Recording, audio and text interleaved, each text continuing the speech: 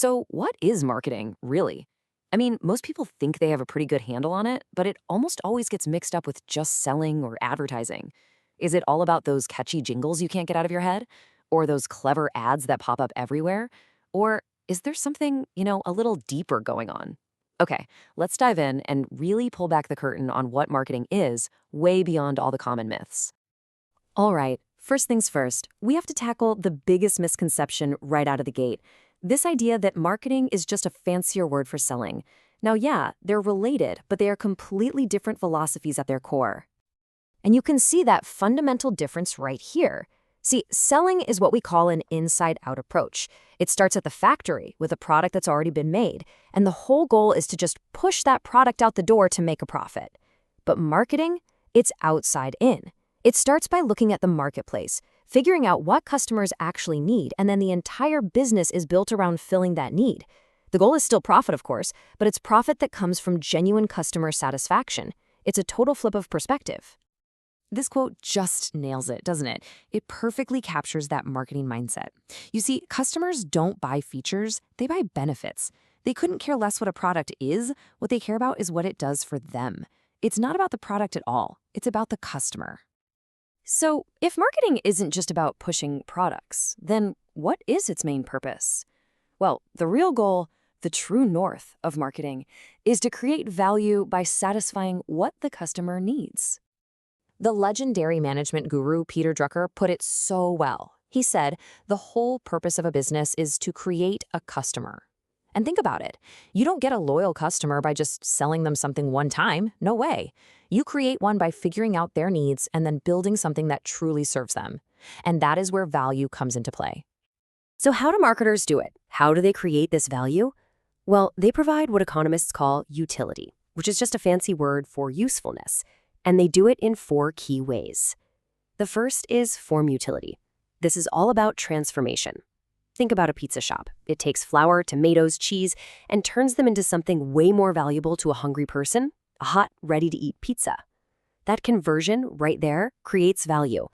Then you've got time utility. This is about making things available exactly when you want them. A 24/7 online store, that's time utility. That pizza place that guarantees delivery in 30 minutes, that's it too. Speed and having things on demand are real, tangible forms of value. And place utility is all about location, location, location. It's the value of making a product available right where you need it. Home delivery is the perfect example, right? Bringing that pizza right to your doorstep is the ultimate convenience. And that convenience, that's a form of value. And finally, we have ownership utility. Now, this one sounds a little academic, but it's actually super simple. It's just the value you get from the simple act of a product officially becoming yours. Think about it. Financing options that make it easier to own a car, or a super simple one-click checkout online. Anything that removes the barriers to ownership is creating value.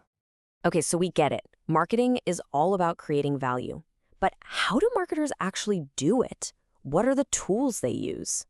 Well, they have a classic, incredibly powerful framework known as the marketing mix, or as it's more famously known, the 4 Ps. The very first P is product, and this isn't just the physical thing itself, it's the whole shebang. Take an iPhone. It's not just the piece of hardware, right? It's the iOS software, the iconic branding, that clean packaging, and the customer service you get at the store. It is the entire offering. Next up is price. And this is so much more than a number on a tag. It's a strategic signal. A luxury watch brand prices its products high to signal exclusivity. A budget airline prices its tickets low to signal affordability. It's this delicate balance between what it costs to make, what the competition is doing, and the value the customer thinks they're getting. The third P is place, which really just means distribution. This is the whole strategy for how you get your product from the factory into the hands of the consumer. It's all about making sure your product is there on the shelf or online, exactly where your customers are, right when they want to buy it. And the final P is promotion. Now, this is the part that most people mistakenly think is the entirety of marketing. It includes all the stuff we see, like advertising, sales teams, public relations, but it's just one piece of the puzzle.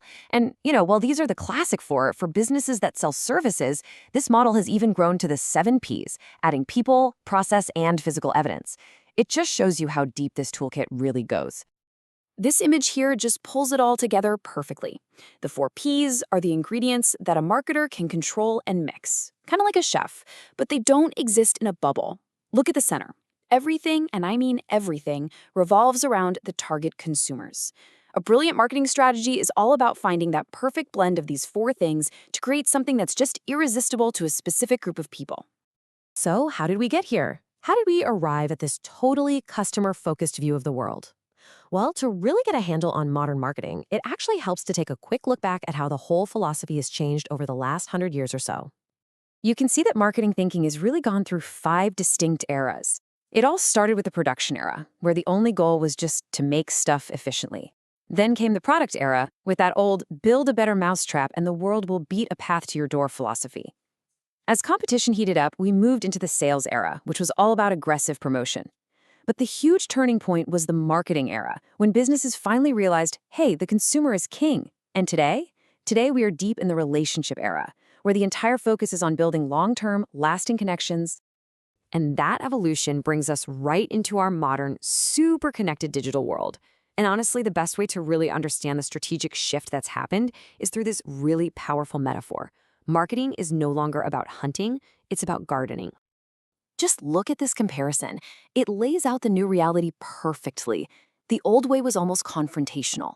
Customers were targets, and relationships were conquests. But the new model? It's all about collaboration. It sees customers as a garden that needs to be cared for. Marketers are the gardeners who plant seeds, nurture those relationships, and cultivate the loyalty that becomes the deep, strong roots of the business. It's a massive shift from just a transaction to true cultivation. So what's driving this huge change? Well, it's us, you, the empowered customer. In today's world, we have more power than ever before. We can get objective info from dozens of places, we can compare prices in an instant, we can read reviews from thousands of our peers, we can basically force companies to compete for our business. The balance of power has completely shifted from the company over to the consumer.